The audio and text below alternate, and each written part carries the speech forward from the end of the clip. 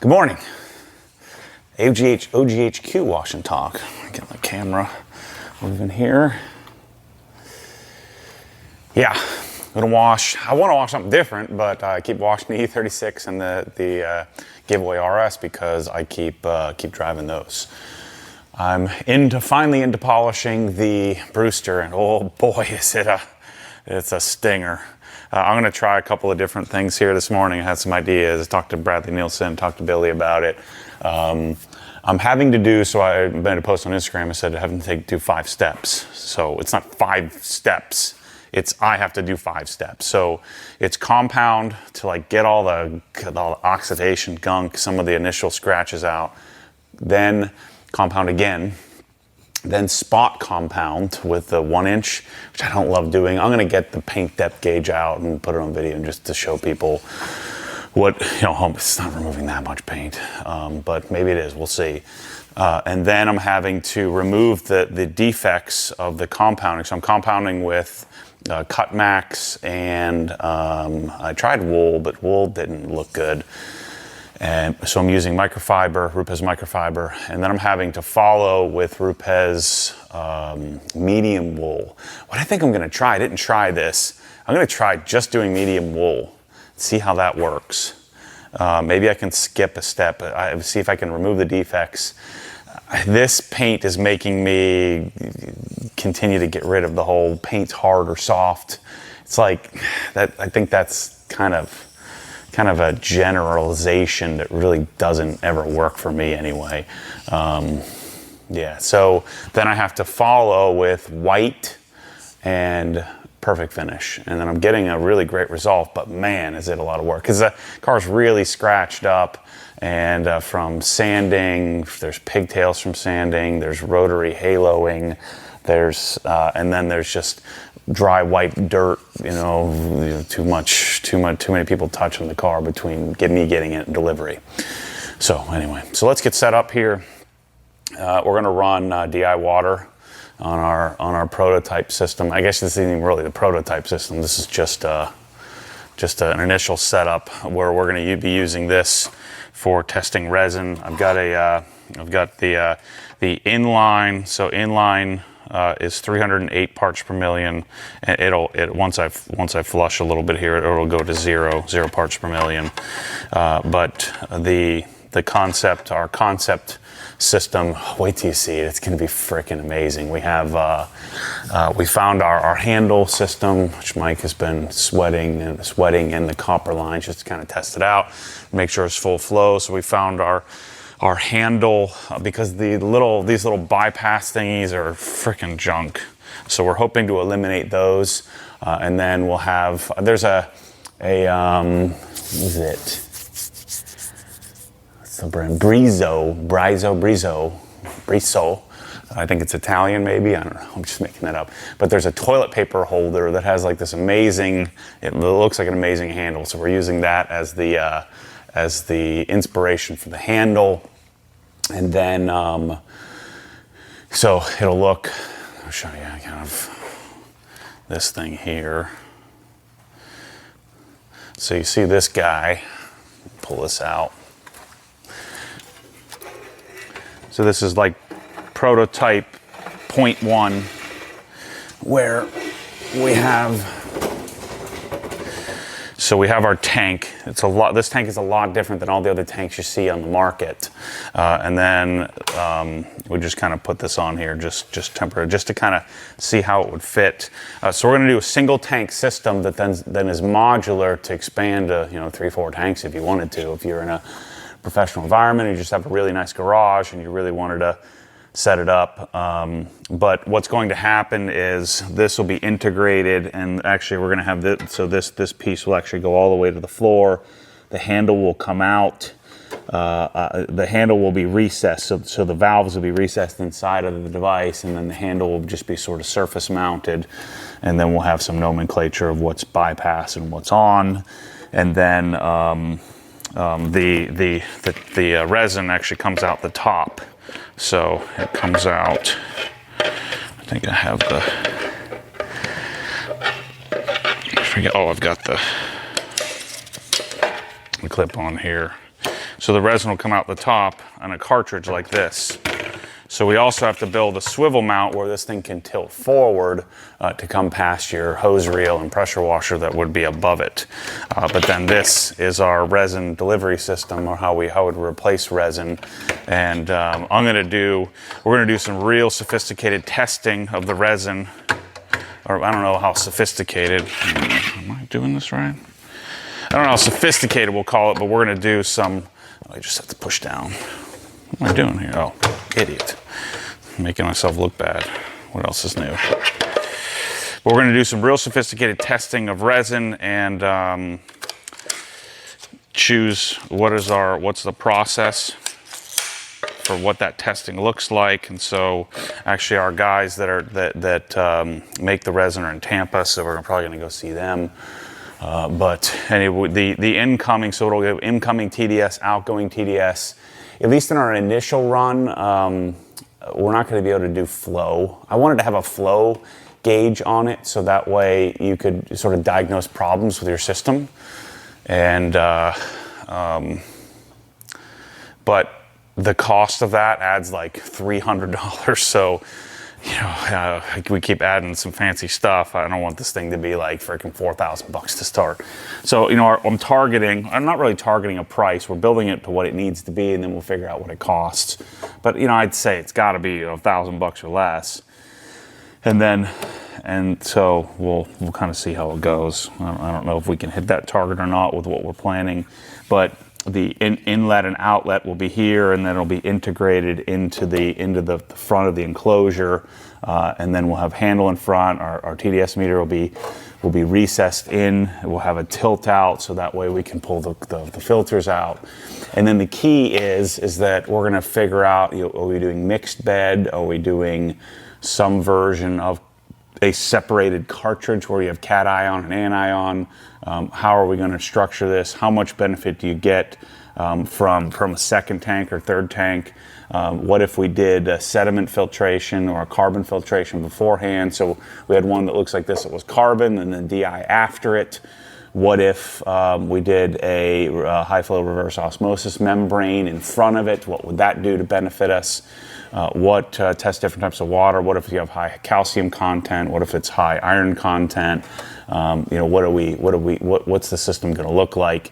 And we're going to share all that testing, so that then we're going to probably make some sort of partnership with a water testing company, so that way we can have people send out water, and then you'll know what system will be best for the type of water that you have, you know, within some tolerance or some reason. So those of you in Arizona probably have different water than those of you in, like, say, the mountains that have heavy lime content or calcium content in your water. So, you know, you may have more chlorine and magnesium. I don't know, you know what I'm saying? So we're going to have a full replenish system for sending out DI resin, and you know, this is going to take us years to develop. We're hoping to have a system this year to start, and then continuing to support that system. Also having retrofit systems for all of us that have CRs that want to swap out. And then the key for me is I want this to be able to support the 3.3 gallons per minute. Our target is 5 gallons per minute, so we can support pretty much any machine we come up with in the future. So we need it to be able to flow and handle that much water flow, so that way we can have, you know, full DI water. This one here, this setup is capable of 10 gallons per minute.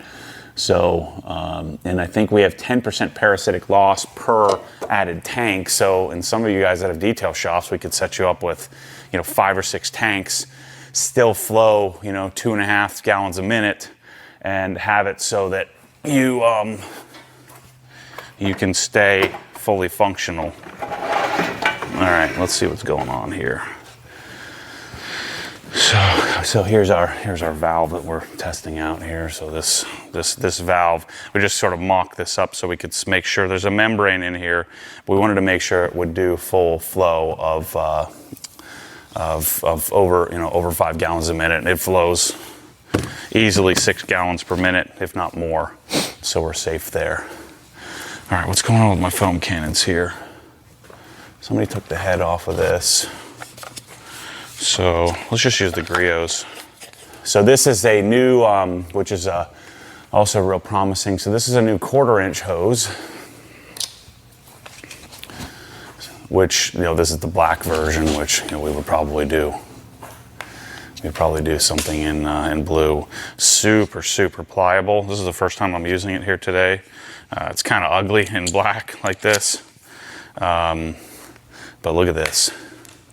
Now it's not under pressure yet, but we're gonna test it out and see, make sure there's no leak in here or anything. Let's see.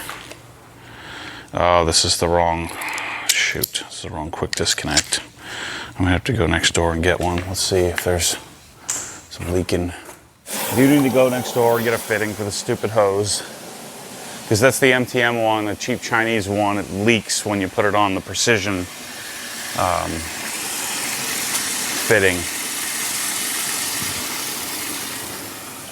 Yeah, that's not gonna help me. Yeah, so the car's not super dirty anyway, and I have carbon ceramics, so I'm not gonna do the, why is my freaking head chopped off? All right, rather than taking the fitting off, let me see if this works. So these are the new MTM fittings, which are awesome. So we, I guess, you know, in Velocity's response to the awesome Osmatic ones, we made some nice mid-tier version, sort of polished. They're actually prettier than the Osmatics, super smooth, and so they're going to be mid-priced. So in between, like the entry-level Chinese-made MTM fittings, and then the, you know, really expensive Swiss ones. I don't know what I think Tommy said they're making these in the U.S. Maybe they're making them in China. I'm not sure. So let's see if these work with the old. I just don't want to go take this thing off if I can help it. There we go. That works. Cool. And so we'll use the this setup I had sitting in the other room over there, so I don't have to go get a fitting, disarm the alarm and all that crap. All right, so let's take this and let's DI rinse. So I think now we're in non-bypass. Yep, point 2, it'll go to 0. Cool. All right, so that's set up. Always testing new stuff. So remember the this guy, which actually is really pleasant in comparison. So this is the time delay, not an auto on-off. So this runs for 30 seconds, really to protect the pump from, you know, turning off and on. I'd like to see if we can make these in the future with auto stop start. I've been battling it for a little while, but you know, Krenzler Germany doesn't want to do that. What's going on with my TDS here? Am I not in bypass? Oh, now I'm in bypass. So I think I need to do this. So now I think I'm in DI mode. Let's see.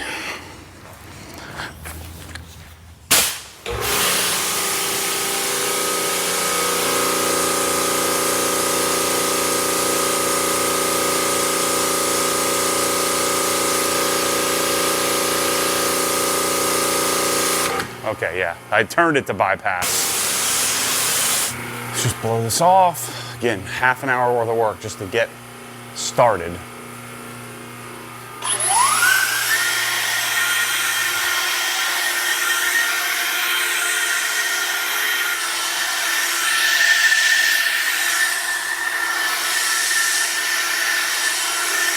Telling you, man, it's a real shame. This is the 765, I think. Which one is this? 765. The 580 is so much better.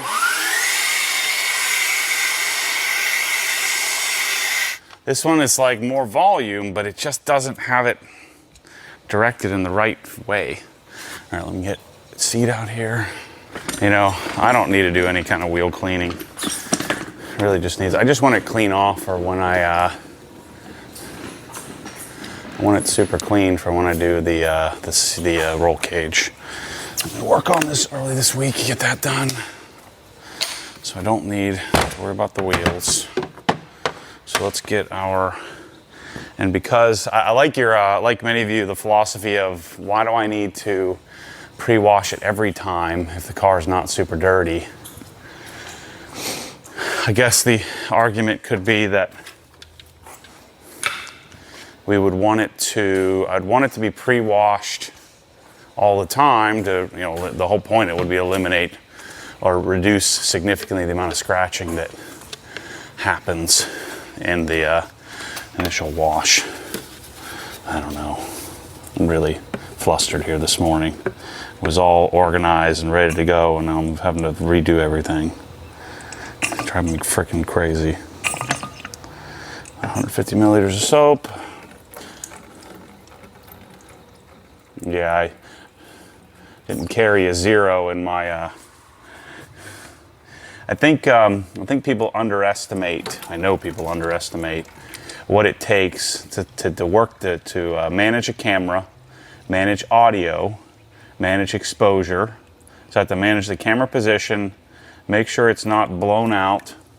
I've got to manage audio, make sure that that's working, not clipping. I then have to get all the stuff ready to go. I've got to get the car in position, and I've got to keep talking the whole way through. So, you know, sometimes I'm just doing too many things at once. And so I think people underestimate it's a lot easier when I'm not. I take one component when I have, Waba or Toda or Bryce or somebody helping with the camera work. So yeah, it's not quite as easy as you might think. I have the axle lift up. I forgot about that. It's a rookie mistake. Oh man, this hose is lightweight. That's nice. Doesn't look as cool as the as a 3/8 hose. Let's see if this is an issue with it, since it is lighter weight. There we go. All right, let's rinse it off.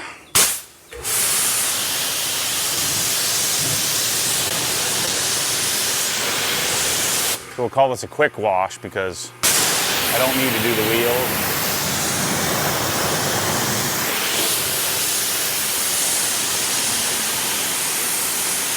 Oh, it's magical washing a car that's dialed in.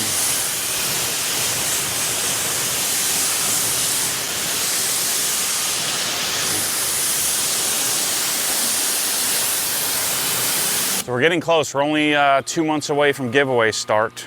2 months and a few days. Starts June 1st.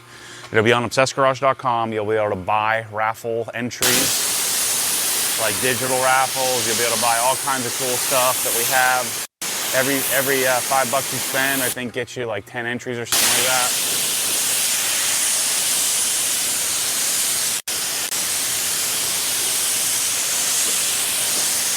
It's gonna be really freaking cool.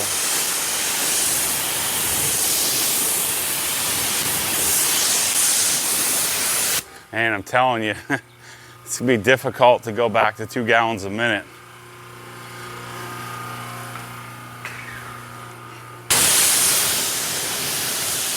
Using these bigger, heftier. Now this feels a little lean almost because I've been used to the 4 gallons a minute from the dual Crenslows.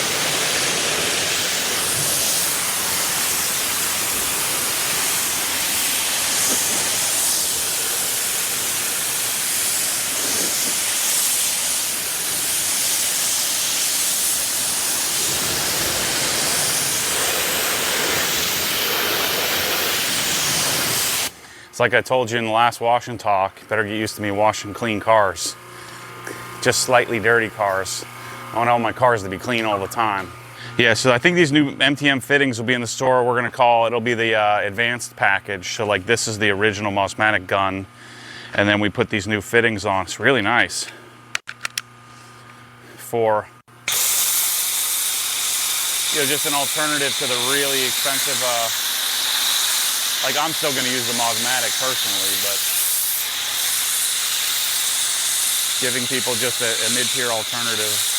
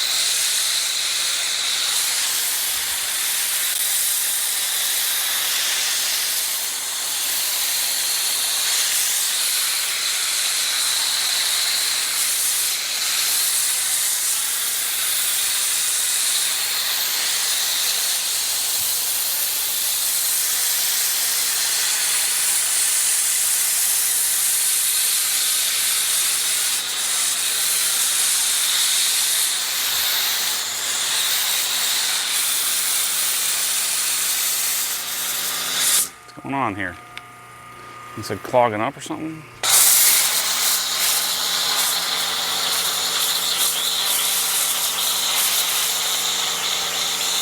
What the heck are you doing?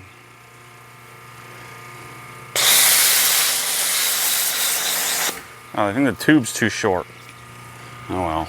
God dang it. I need to go get the other tube for my disconnect. Yeah, this is not the right tube. I didn't put that in there. Gosh, man. So, I shared the video of the Adam LZ project, and I think it's gonna be really cool. It's the first time in a long time in a single day had 40,000 people watch it. I haven't had that, and shoot, I can't remember the last time. It's pretty cool. You know, the concept, if you're not familiar, you didn't watch that video, go check it out, is that, you know, I envision long term, you know, to me, the garage is, or the house is attached to the garage. All right, the garage is the anchor of the obsession, but you live in the frickin' house. And to me, there's so much cool stuff that I do in my house that why wouldn't I also develop products in tandem with the garage stuff, you know, or not even develop, but just market products that maybe are underserved or people don't really know about. And so that's the whole concept of Destination OG. And so having Destination OG as an option for people to follow along, I'm doing it anyway, so why not bring you along with me in that process? And so, you know, Adam's had this house. One of the biggest things that's led to my, you know, to garage design and designing garages was when we did his garage back early on. And so he's been asking me about this house at the compound and what he should do. And I said, well, you know, I'd love to help with that. And so I came up with the idea, 30 days. We set a time and I go live on the compound for 30 days. Me and Mike and I do that. And then we remodel the house. And so you know, there's a happy medium here in that Adam, you know, really appreciates well done, nicely done stuff. But there's a happy medium here, you know, in that people have no concept of money, especially when they're,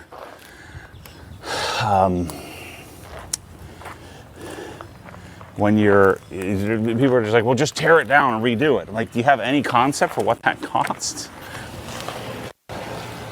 We're talking about spending like 150, 200 grand, you know, remodeling something. You know, to rebuild that place would be $1 million. Especially the concept, if you haven't visited here recently, the inflated. Now, when I say inflated, I mean inflated forever, likely. So inflation causes prices to rise dramatically on everything. Building products being one major part of that. Building products have probably inflated more than the rest, than, you know, other things have. See how we're looking? It's pretty good.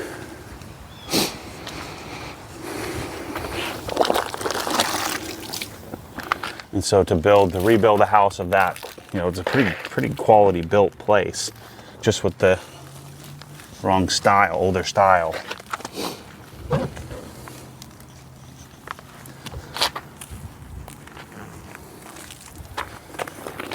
So when I said I thought I could do it for 150K, Laurel has she does this all the time, you know, every day. She has a better idea of what things cost currently. And wanted to sort of reality check me that if we're doing cabinets, countertops, backsplash, appliances, a kitchen. Now, yes, you could go to Home Depot, you could buy $12,000 cabinets, you could buy, even the countertops are still gonna cost 15 grand to do granite. So if you start doing something like quartz or something like that, and just spend maybe even a little bit more. Appliances alone. Yeah, I mean, if you go buy some GE base or Whirlpool or something like that, you might spend 15 grand on appliances, but appliances are gonna be 40. You know, it has all Thermador in there, old Thermador and Sub-Zero. Just the fridge and freezer alone are gonna be 20 grand.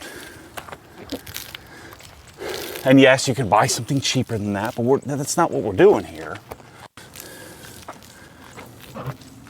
We're not building an ultra high-end kitchen, but your definition of high-end, low-end is probably way different than mine. Not all of you, but some of you. So I don't think Laurel's that far off. The kitchen alone, just the cabinets are gonna be 40,000 bucks. So those of you that are saying, well, I build kitchens, well, you're building a different standard of kitchen than what I'm talking about here. And I'm not even talking super high end. I'm just talking nice, like my Woodgate house. The Woodgate house, the kitchen, easily 150 grand. Easily. Today. I think it was like 90. Like 90 to 100 when I did it, 7 years ago. So keep in mind, the labor's going to be free. Most of the labor. But you got flooring, lighting, backsplash, countertops, cabinets, appliances, sink, fixtures, drawer hardware. I mean, just drawer hardware, you've got at least 1,500 bucks in hardware for the drawers. You got Hayfela, you have, we're gonna do an ice maker, we're gonna do some nicer stuff. Not insane, but nice. So hopefully we can do the kitchen for, say, 100, because we're gonna sort of try to budget it out. Painting the interior of that house will be 20,000 bucks. Unless we do it ourselves, which we're not gonna have time to do that.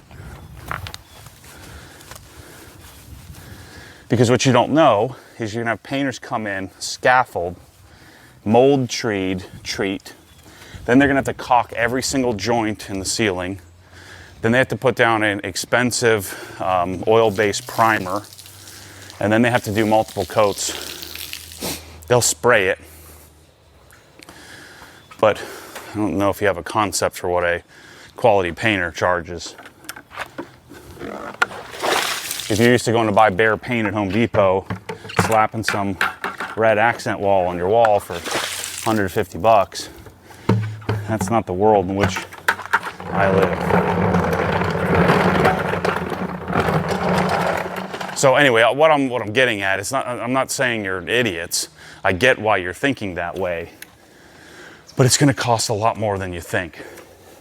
Shoot, it's costing a lot more than I was thinking. That's what Laurel was bringing me back to reality here.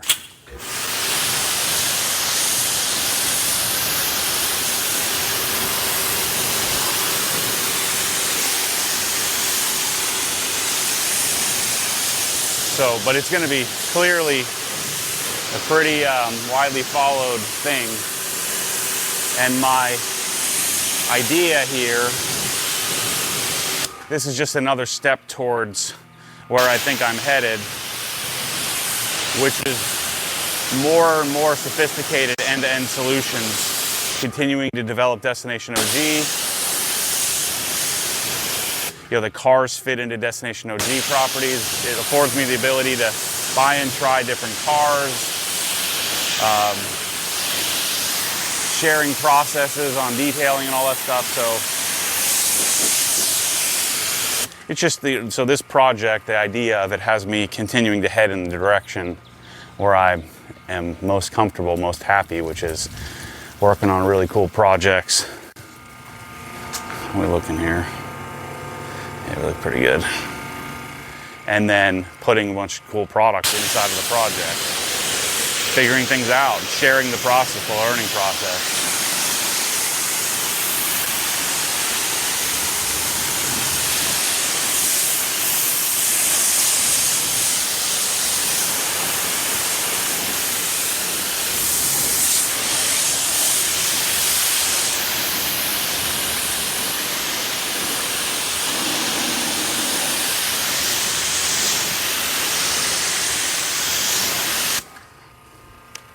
So one of the things I'm thinking about is that in order to continue to share how like products go together in an end-to-end solution format, again, I need projects, I need a muse in order to do that. And so, you know, Adam has this, you know, his massive engagement with the world, and us on camera, I think, are pretty magical together. So I think it's a win-win for everybody. He wants to do this project, and to hire a regular contractor to do it, you know, they don't know what to do. I'm sorry to you guys that are contractors, but the product side of things, like to do all the different things we're gonna do, I mean, you're focused on building, not on all the products. So and eventually we'll have our own, you know, sort of construction production team, if you will, so that way we can crank things out quicker without Mike and I killing ourselves. But in the beginning, you know, we're starting grassroots here. It's a pretty easy wash. It's always easy when you don't have to do the wheels.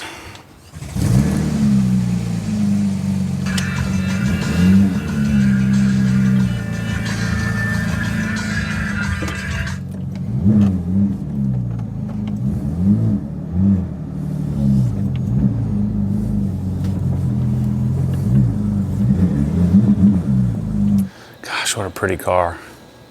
Man, that thing looks good. It's like good looking and tough at the same time.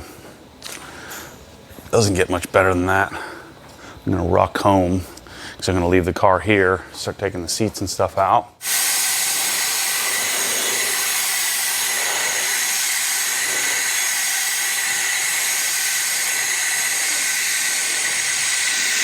Okay, let's dry it off. I didn't realize, it looks like, I think this emblem could come off. I don't want to rip the PPF off.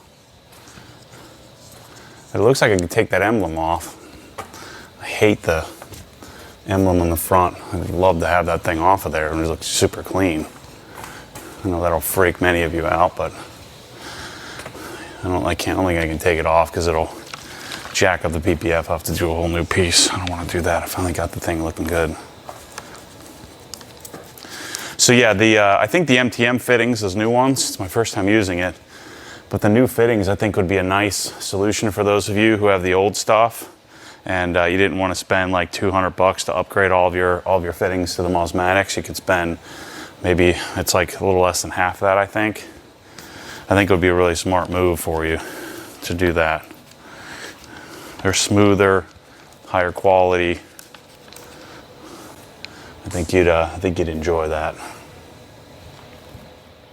So yeah, the Adam project is going to be freaking cool, man. Not gonna lie, I'm pretty proud of myself for coming up with that idea.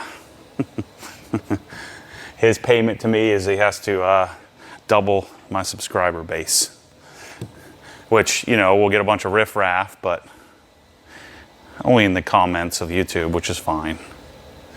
I should be spending less time there anyway. You know, I'm looking for, not necessarily subscribers, but I'm looking for momentum. I think where we're headed and what I'm talking about, what we're doing here with this concept, like what I think I'm headed for is at some point I'm gonna buy like 100 acres.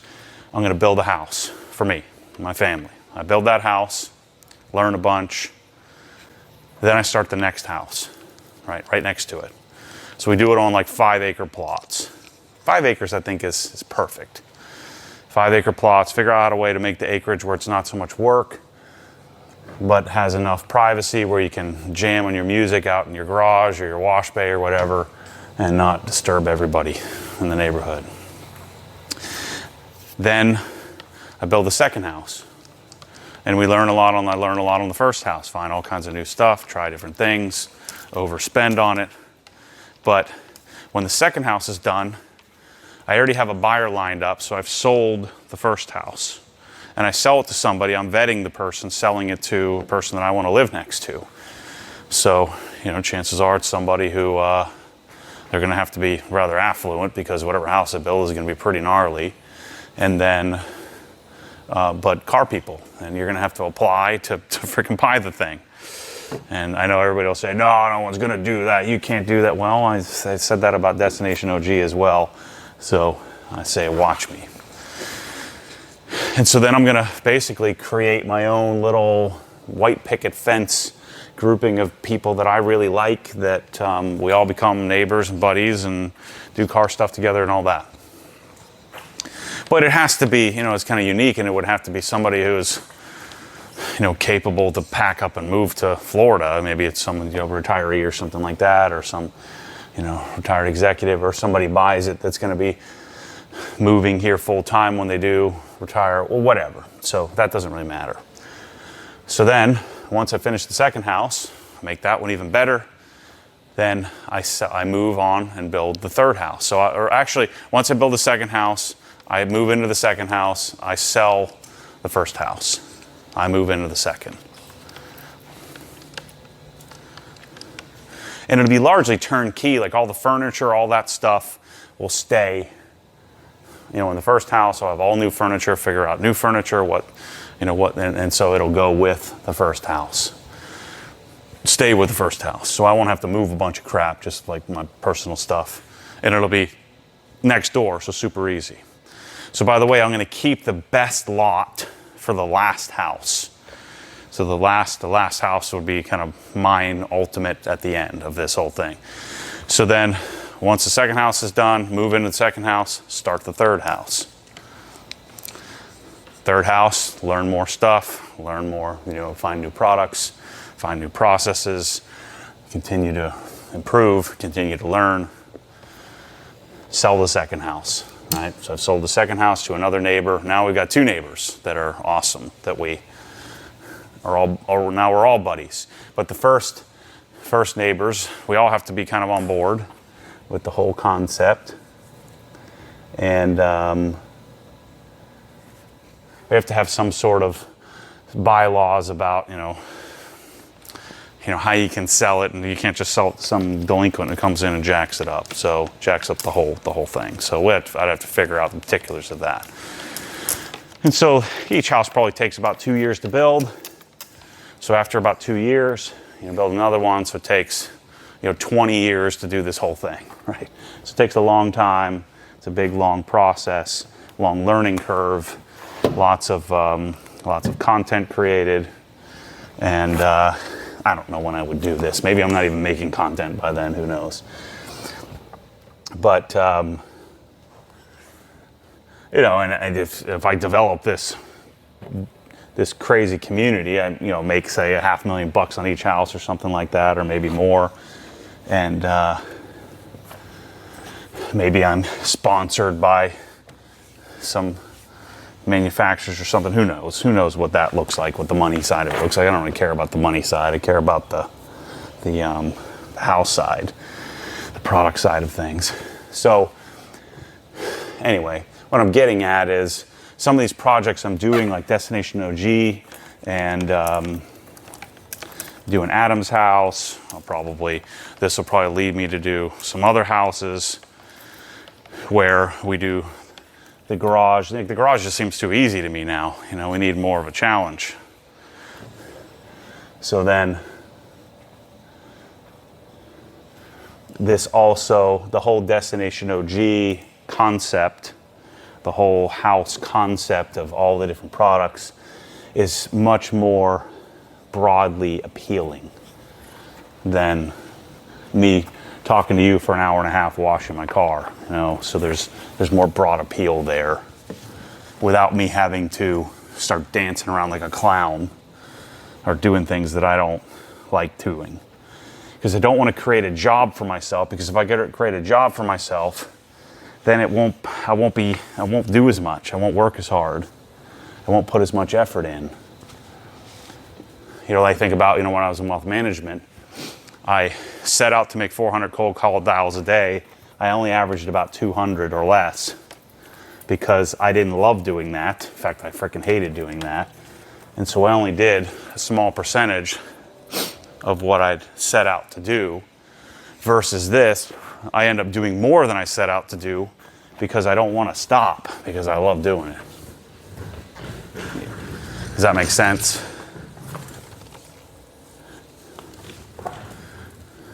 So that's what I'm thinking in making the sacrifice of going and building, doing a project like this. It'll be fun too.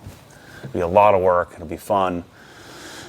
And then it sets up the destiny, sets up the future to build something that Mike can, Mike's not going to do all the labor forever, but set it up to where, Mike's running a team of people, building to our standard. And it just could be really freaking great, man. Like each house should have wash bay, garage, audio, kitchen stuff. We develop all this stuff. I become dealer and start selling all this stuff, which then, creates opportunities for me and my family and my people that work for me. And, I was listening to the Jordan Peterson podcast. By the way, if you're a young man, you should be reading and listening to everything that Jordan Peterson does. But he was interviewing the president, or the whatever, I don't know what you guys call it in Canada, but the presidential candidate, the prime minister candidate of the, he's of the Conservative Party, really that doesn't matter, but he said, it's kind of frames what I was trying to talk about in the last Wash and Talk with the guy that was sort of entitled about his stubby, in that he made this analogy that, so you walk into a coffee shop and you buy a coffee and it's, I don't know, $5 or something like that. The coffee shop makes $2.50.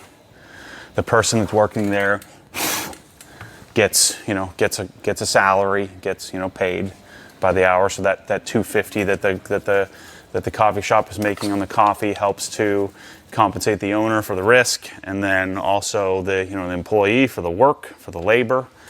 And so the person that owns the shop comes out and says, thank you. Thank you for the coffee, or thank you for purchasing the coffee. But the person purchasing the coffee says, no, thank you for making the coffee. So that person that's buying the coffee wants the coffee to exist. They want the coffee shop owner to take that risk to build the coffee shop so they can come and patronage, come and buy something. They want to, they want the coffee shop to exist so that they can come and frequent it. The coffee shop owner wants to sell it so they can, pay their employee, take care of their family, do the whole thing. And so that's the idea of the free market system. So thank you for purchasing. No, thank you for making it. And so when I'm saying, this sort of entitlement that exists, especially in the U.S., and that it goes more like this in the U.S., where, especially for generally people that are less off, people that have less success, have less means, are generally more entitled. I know I'm generalizing here, but this has been my experience in life. And so, generally speaking, the person who buys the cup of coffee, the person working there says thank you. The person then grunts at them and then comes back and complains that it's too hot, it's too cold, it's not enough, it wasn't filled to the top, whatever. So there's a sort of a mentality of, you know, you are my person that works, you know, or I am entitled to whatever I feel, whatever opinion I have. I'm entitled to full service, whatever that service you believe should be. And I'm entitled to that. So I don't need to be thankful for that. I don't need to be thankful for the coffee shop to exist. I just need to, because I'm buying. I'm the one that's in charge here. I'm purchasing the cup of coffee, and so you owe it to me. Instead of, there's an equal exchange in value there, and that, you know, the coffee shop needs to exist. The person that purchases the coffee, you know, wants the coffee shop to exist. So the free market system is designed to be thankful on both sides, right? So thank you to the customer. Thank you to the owner, you know, to the worker, to the person that's creating the thing.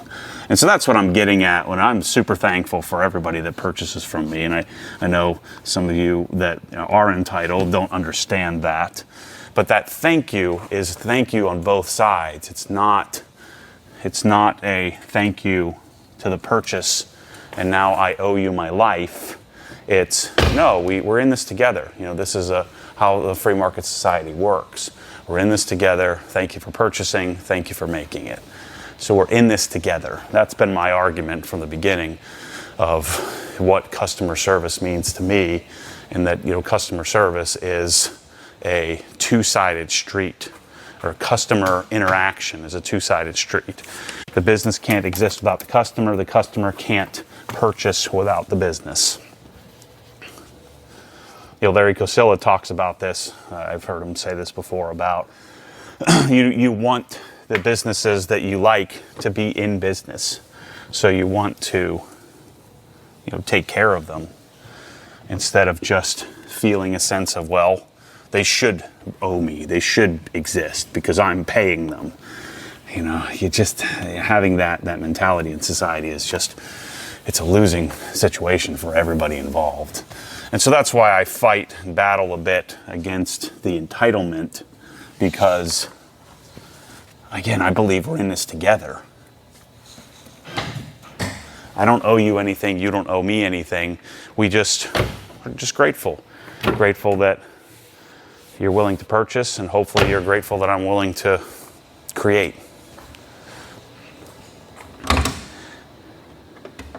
And so despite popular belief, that's how I feel when I patronage, I don't know why I can't say that word. That's how I feel when I'm dealing with companies, hiring folks that work for me or with me, or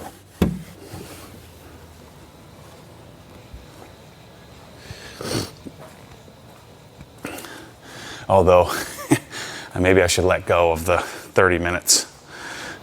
I won't actually yell at anybody. Maybe I'll cut that part out. I'm speaking to myself here. Be kind, please rewind.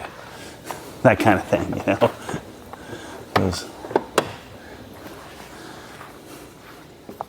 So yeah, this project's gonna be really cool, I think.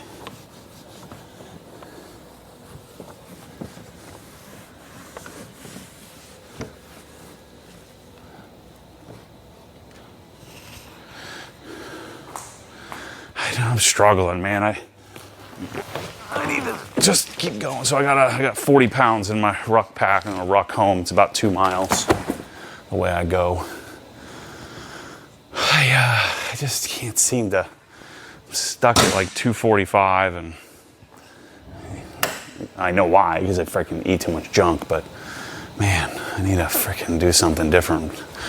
I'm working on changing my life. So I've been working on the knees over toes program. In that I'd like to be able to jump again. I'd like to be able to go hit some volleyballs and just sort of take care of my knees. I don't really have bad knees. I tore my meniscus once, but you know, my knees aren't particularly bad. but I'd like to have really great knees. And so if you're not familiar, check out Knees Over Toes guy. So I bought it, as you might imagine, I bought everything. I bought the Nordics, the thing, the torque tank sled. So I'm about 2 weeks into doing it. And it's been good.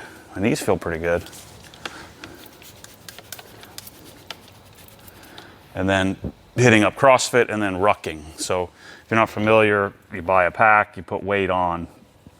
I find that I don't enjoy running,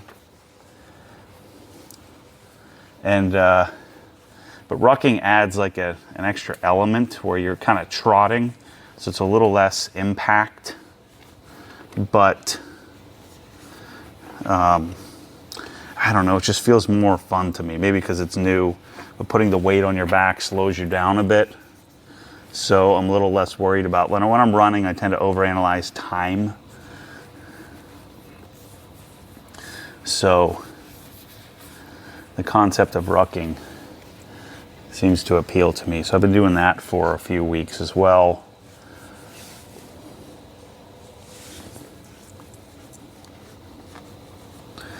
So hopefully I'll start to, even if I don't drop pounds, start to look less frickin' chubby. I just can't.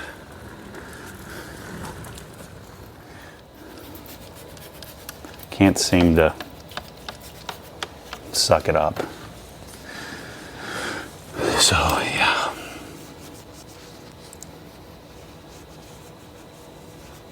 I'm telling you, man. Ego 580, they just discontinued it. It's so funny. Like, how do you have no concept? Like, it's your best machine, and they're discontinuing it. I wish I could like have them private label for me. I wish I could make enough of them. I'm just not ready for that kind of commitment yet, but we will do that in the future.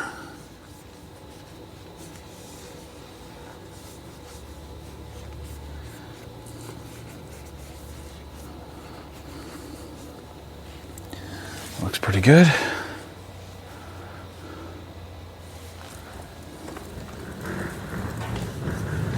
So this car, yeah, I'm terrible at being a bit too transparent. I should just pretend. And you've seen me love it. I do really, really like this car. I do want one. I've been watching them, hoping that we make $1 million on this and I could buy one. They seem to have gone up another $50,000 or so in general. Like the ones that have been listed for sale are selling, so people are buying them, and they're well over 300 now. And now, like a bunch of them are I don't know what they're selling for, because you know what they're listed for and what they sell for are probably two different things. But it seems that like there's one listed for 400,000 that isn't even good enough, isn't even like as good as what I would like to have. Like a really, really like collector example, like my E92. And so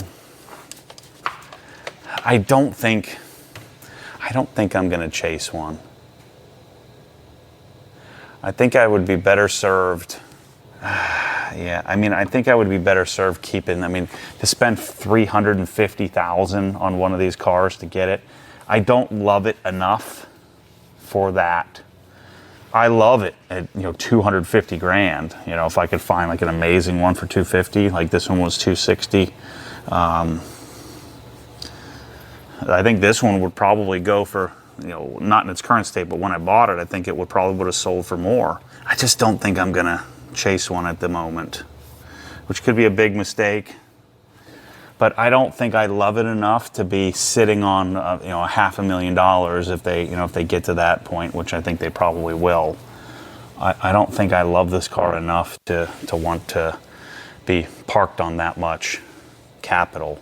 I just don't think, I'm not clear on this yet, but I don't think I'm committed to it that much to make those kind of sacrifices in life to get one of these, which means I don't love it enough to make that sacrifice, which means it's not as good as I thought it was. I don't know. I think it's hard to put it into words what I'm thinking, what I'm feeling here. I just think that I'm gonna have to spend $350 or $400 to find and get and buy one that really isn't for sale from somebody who, you know, could be convinced to sell it. And I just don't think that I'm willing to, you know, beg, borrow, and steal and sacrifice other things and developing products and purchasing inventory and hiring the right candidate in order to have a $400,000 car that I like a lot.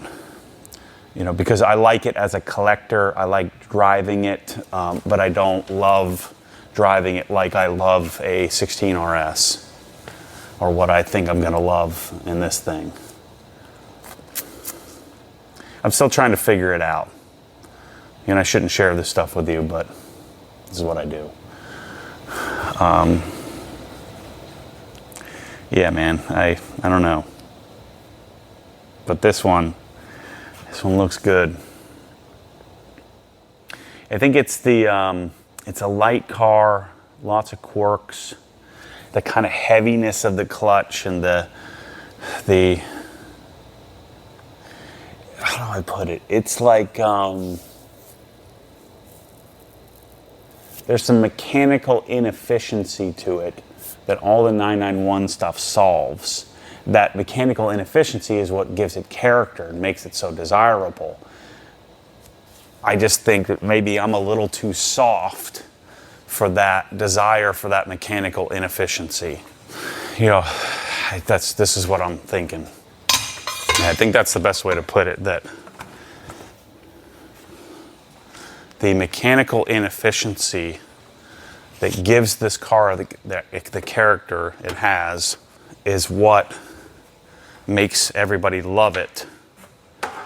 But I think it's a little bit too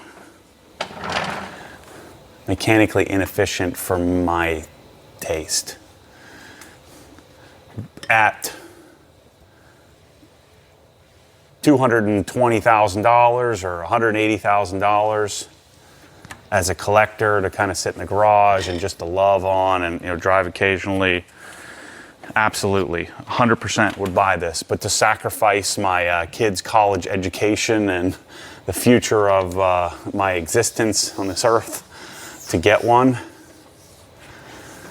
I just don't think I don't think I'm there. We'll see. If I have an extra $1 million in my pocket from you guys buying all kinds of stuff on the giveaway, that might change. 1/4-inch hose is really kind of nice to work with. I don't know about winding it up here, but this is the same type of hose as our 3/8, but because it's a 1/4-inch, nobody makes a good 1/4-inch hose. It doesn't exist. They're always kind of janky if there are any. Stuff on Amazon and that is just junk. But this is going to be really good. I just have to use it more to fully assess it. See, I don't want to disappoint you on the car. It is freaking fantastic. Just, you know, put yourself in my shoes. I'm not like balling out of control here. I'm able to purchase a lot of things because the company is really successful, and everything I do has to do with the company. You know, all the car stuff, all the house stuff, all of that is sort of what I need to do in order to market and to show what we do. I mean, I want it as well, so that's the benefit of doing what you love, is all the stuff that I'm chasing I actually want to pursue. So it's a bit cheating in that I get a lot of cool stuff. I wouldn't be able to get the cool stuff if the business wasn't doing well, but I wouldn't be able to, you know, without the business, I don't get any of the cool stuff. But to have a $400,000 car that I really like, to me doesn't make sense when there's a $200,000 car out there that I love. Does that make sense? But I am so grateful for this experience of, you know, having this car and being able to, I've really enjoyed the process of the sort of mini little restoration we've done here. I really enjoy this. I've been having such a good time. Kind of excited to get back into it here. We need to pull the tint off when I take the cage out. I gotta ask Martin how to do that. In fact, I might text him right now, ask him how to do it. So vacuum should be launched, I don't know about this week, but we did quite a bit of testing this week on the vacuums, in which I liked more. So we have 2 different machines. We have an 8-inch motor and a 5.7-inch. One's super quiet. The other one is a little bit louder. The super quiet one has a little less suction, spec-wise, but practically speaking, when you use it, yes, there's more suction if you put your hand on it, but when you're using it, it doesn't feel any more substantial. Like it doesn't, in other words, it's not worth the sacrifice of the sound, make it, you know, considerably louder just because you can have it. So we're gonna offer it because I think a lot of people are probably gonna want it. I'm not sure what the price difference is gonna be. We'll have pricing here this week locked down. So this is my original one with original packing. It operates at around 61 decibels. This is the one we're gonna be launching. It operates at about 59 decibels. So we did some additional packing around the motor, and then we have a black muffler that'll be on the exit of it. You don't want to put the canister below, so I'm having Mike redo this because all the dirt that this statically grabs onto as it's rolling across the floor falls on top of the vacuum. Drives me crazy. And then, so this is the ultra quiet version, which is what makes it really cool.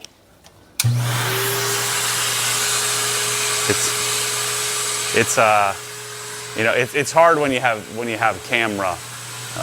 When you're on camera, when you have the microphone, because it sounds a lot louder than it is, but we're talking about 58 decibels, something like that.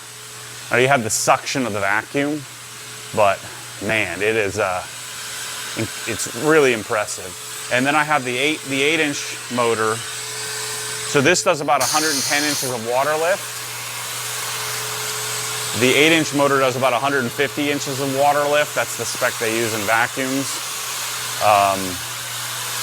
Again, it's not really worth it. It's not worth the extra noise that it makes because functionally speaking, when you're sucking stuff off the floor, off a carpet, it's kind of negligible, which I'm surprised.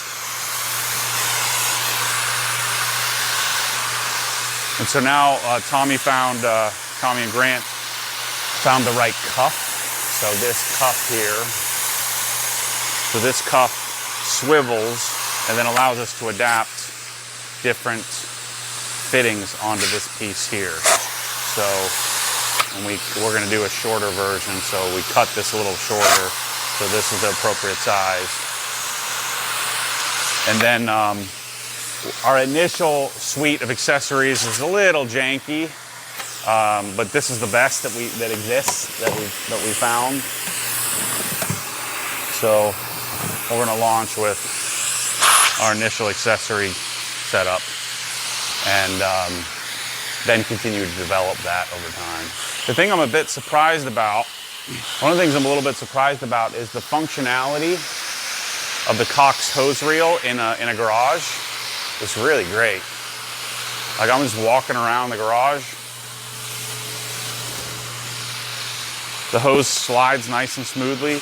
It's really easy to wind up, way easier than it is to wind up a pressure washer hose. Easy to manage. It's pretty cool.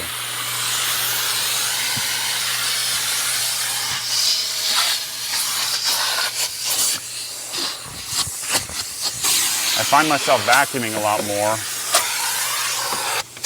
because it's quiet, it functions extremely well, and it's easy to put away and get out. So most of you aren't going to do the hide-a-hose system. So the Cox hose reel is surprisingly good, man.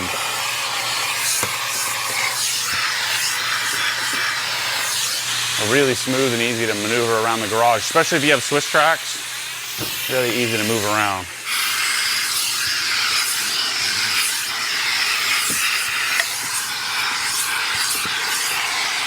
Oftentimes I like to just superficially clean the floor mats.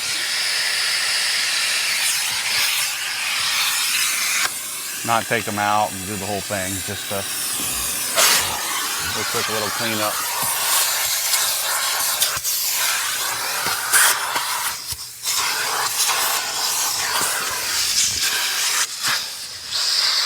That's it.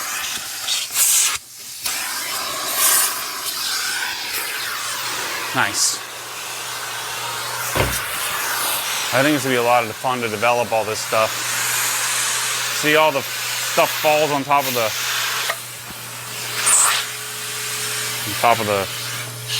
vacuum, which is no good.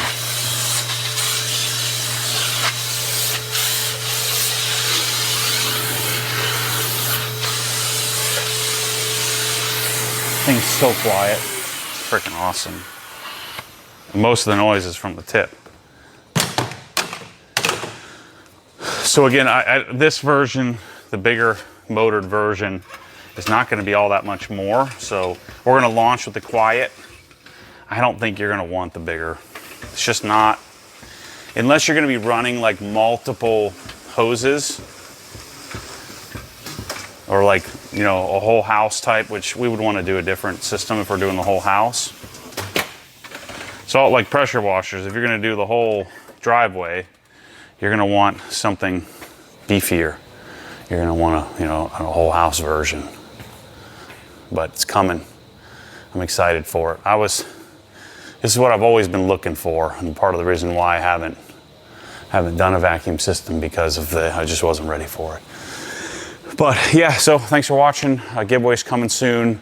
Go check out the Adam video of us talking about the project, and we'll have a art of polishing cinematic video coming out, and then I'll probably do a video on the Rupes pads and polishes, as well as talking about the process I'm using to correct the Brewster car, which is extremely odd paint, but it's kind of pointless because it's going to get covered up by PPF anyway. But this is what I do. I want it to be perfect. This is my baby, theoretically. So anyway, thanks for watching, and stay tuned for more crazy. I got lots of cockamamie schemes coming up.